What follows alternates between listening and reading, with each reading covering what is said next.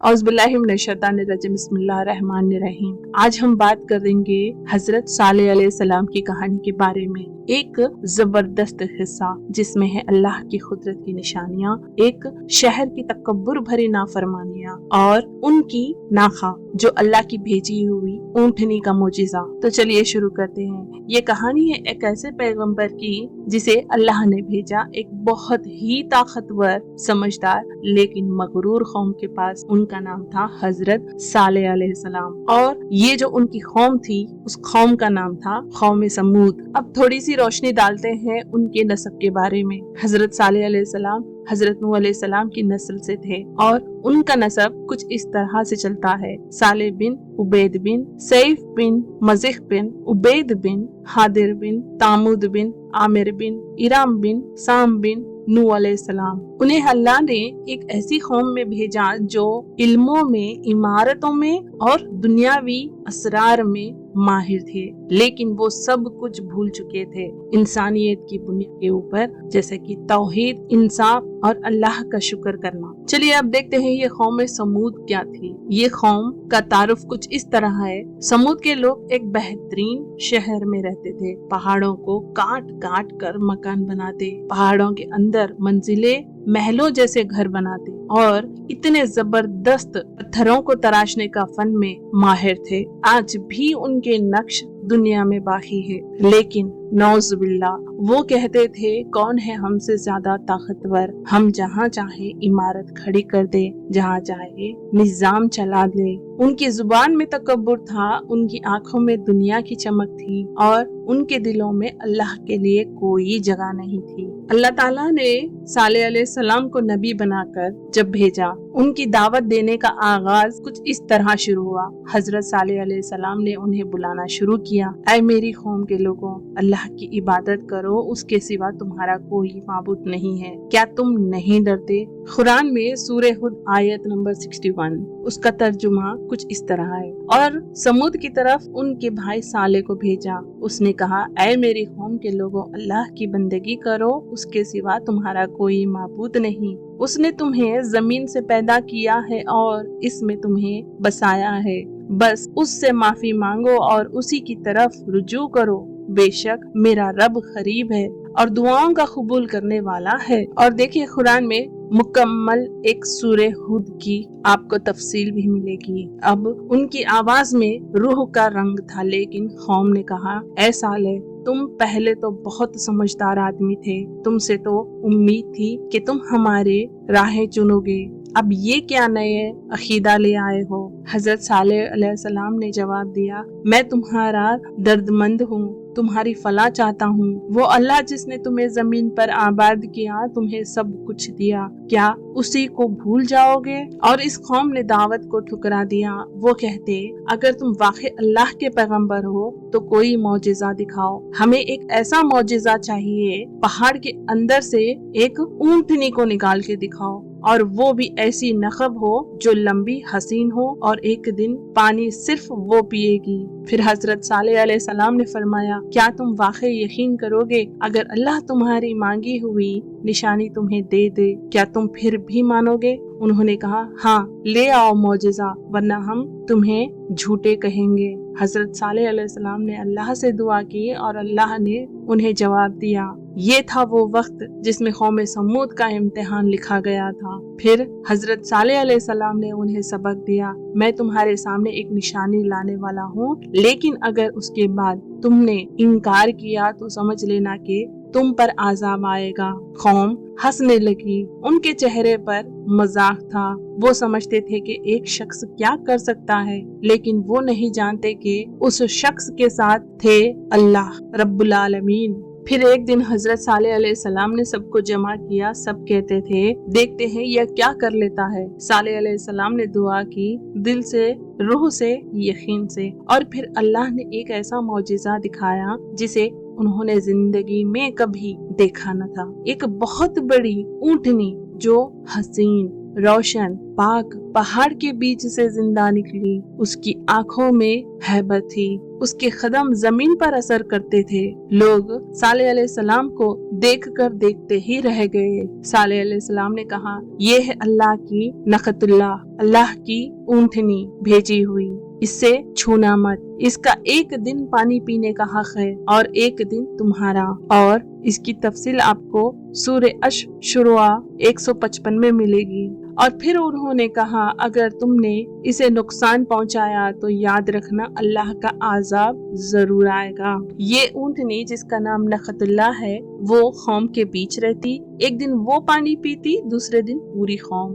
वो अपनी तरफ से किसी को तकलीफ नहीं देती थी, वो सिर्फ अल्लाह का मौजज़ा थी, एक मुकम्मल निशानी। लेकिन कौम के अंदर का बुग़्ज़, तकब्बुर और हसद अब फिर से उभरने लगा।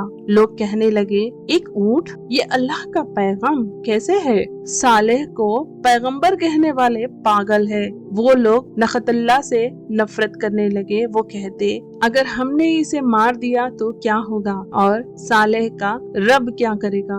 वो तो हमारा कुछ नहीं बिगाड़ सकता, ना सालेह कुछ कर सकते हैं। कौम के कुछ बदतमीज और गुमराह लोगों ने साजिश रची। 9 लोग जिन्हें कुरान ने मुफसिद कहा, मिलकर मंसूबे बनाते हैं। चलो इस ऊँटनी को खत्म करते हैं, फिर देखते हैं क्या आता है। इसका हवाला आपको सूरे अन-नामल 48 और 49 में मिलेगा। उन लोगों ने रात में छुपकर नखतुल्लाह को तीरों और चाकों से मार डाला, उसके बच्चे को भी कत्ल कर दिया और फिर मजाक उड़ाने लगे, ऐ साले, अब ले आओ अपना आजाब जिससे डराते हो। अब वो कहाँ है?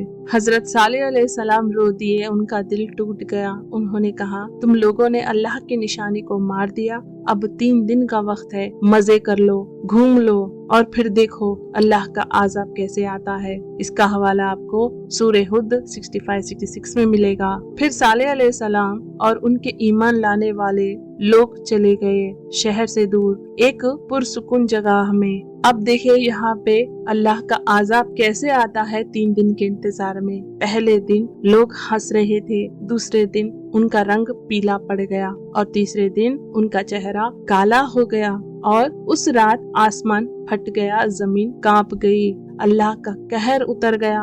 एक जबरदस्त सादा शिर्क, जलजला, बिजली, तूफान और उन्हें ऐसे चिंगारे ने पकड़ लिया कि वो अपने घरों में झुके के झुके रह गए। इसका हवाला आपको कुरान में सूरे अल-हक़्क़ 5 और 8 में मिलेगी।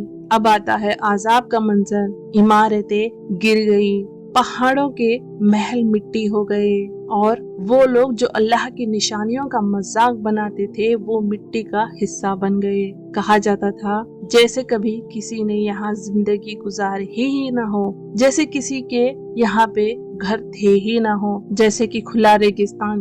वो जगह जहाँ लोग हंसी उड़ाते थे, जहाँ अल्लाह की नखतुल्लाह का मजाक बना, जहाँ तकब्बुर ने सब कुछ धुंधला दिया, आज वहाँ सिर्फ तबाही थी। पहाड़ों के अंदर बने हुए महल अब सिर्फ गिर चुकी दीवारें थी। जमीन जिसमें खेती होती थी वो बंजर और सूखी पड़ गई। हवा में सिर्फ एक ही चीज बाकी थी, खौफ और इबरत। अल्लाह ने उस कौम को इसलिए हलाक नहीं किया कि वो कमजोर थे, बल्कि इसलिए कि वो हक के सामने झुकते नहीं थे और हक का पैगाम हमेशा इनकार करते थे। हजरत सालेह अलैहिस्सलाम शहर की तरफ वापस आए, जहाँ वो लोग कभी हंसकर उनका मजाक बनाते थे। आज वहाँ सिर्फ चेहरा जमीन पे, जिस्म बेजान पहाड़े हैं। सालेह अलैहिस्सलाम ने अपनी आँखों से वो देखा जो किसी नबी के लिए सबसे दर्दनाक होता है, अपनी दावत का इनकार, अपने लोगों की हलाकत को देखकर वो गमगीन हो गए।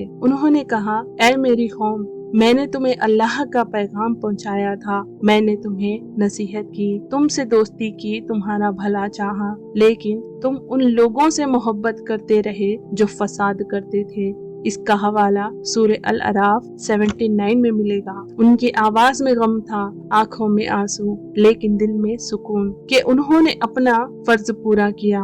उसके बाद सालेह अलैहिस्सलाम ने इस मिट्टी को छोड़ दिया। वो जगह जहाँ सिर्फ यादें थी, वहाँ रहने का अब कोई मतलब नहीं था। उनके साथ कुछ ईमान लाने वाले लोग भी थे जिन्होंने अल्लाह की निशानियों को समझा था। वो सब मिलकर एक नई जिंदगी की तरफ चले आए।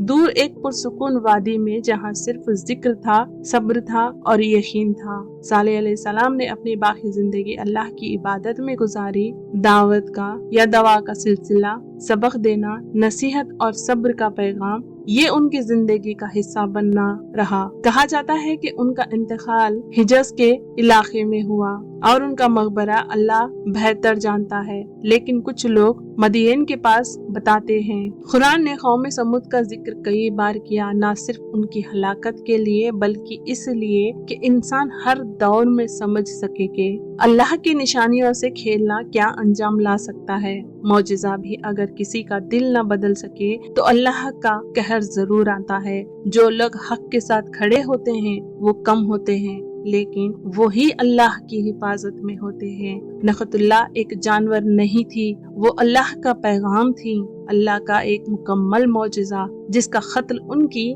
तबाही बन गया। और अल्लाह सूरे फुसिलत 17 में फरमाते हैं, और कौम समूद को हमने हिदायत दी मगर उन्होंने हिदायत पर अंधेपन को पसंद किया। चलिए अब कुछ रोशनी डालते हैं, हमें इस कहानी से क्या सीखने को मिला है। किसी भी पैगंबर को हक की दावत देना आसान नहीं होता, लेकिन जो अल्लाह पर भरोसा करता है वो तन्हा होके भी सबसे मजबूत होता है। हजरत सालेह अलैहिस्सलाम ने अपनी कौम के तकब्बुर, मजाक और धमकियों के बावजूद दावत का सिलसिला नहीं छोड़ा, क्योंकि उनका रिश्ता अल्लाह से था, ना कि दुनिया से। मौजज़ा देखना काफी नहीं होता, अगर दिल गुमराह हो चुका हो तो। कौम समूद ने पहाड़ के अंदर से ऊंटनी को निकलते देखा, लेकिन फिर भी अपनी नफरत और घमंड में उसे मार डाला। ये सबक देता है कि अगर दिल जिद्दी हो तो सबसे बड़ी निशानी भी कुछ असर नहीं करती, और अल्लाह की निशानियों से खिलवाड़ करना आजाब को दावत देने के बराबर होता है। नखतुल्लाह कोई आम ऊंटनी नहीं थी, वो अल्लाह का जिंदा पैगाम थी। उसका कत्ल कौम के तकब्बुर का नतीजा था, और अल्लाह का आजाब भी उतना ही मोहतरमान था, जिसमें न सिर्फ जान गई बल्कि उनका नाम भी इबरत बन गया। जब एक कौम अपने दानी और नसीहतें वाले पैगंबर का मजाक बनाए तो वो कौम अपने अंजाम की तरफ बढ़ रही होती है। हजरत सालेह अलैहिस्सलाम का दर्द ये नहीं था कि उनकी बात नहीं सुनी गई, बल्कि ये था कि उनके अपने लोग तबाही की तरफ जा रहे हैं। उनके अल्फाज आज भी कुरान में गूंज रहे हैं, मैं तुम्हारा खैर चाहता हूँ। जिन लोगों का सब कुछ दुनिया में हो और दिल में अल्लाह का खौफ न हो, वो सबसे ज्यादा खतरे में होते हैं। कौम समूद के पास इमारतें थी, ताकत थी, रोजी थी, इज्जत थी, लेकिन वो सब उनके किसी काम न आई जब उन्होंने हक का इनकार किया। आज भी उनके महल मिट्टी में मिल चुके हैं और उनकी कहानी हवाओं के बीच है, सिर्फ एक इबरत बनकर। एक पैगंबर का काम सिर्फ पैगाम पहुंचाना होता है, हिदायत देना तो अल्लाह का काम है। हजरत सालेह अलैहिस्सलाम ने दिन रात दावत दी, नरमियों से समझाया, मौजज़ा भी दिखाया, लेकिन कौम ने न माना। ये सबक है कि हम सिर्फ हक की बात कह सकते हैं, मगर दिलों का पलना सिर्फ अल्लाह के हाथ में है। अल्लाह अपने ईमान वालों को हमेशा बचा लेता है, चाहे कौम में वो थोड़े ही क्यों न हो।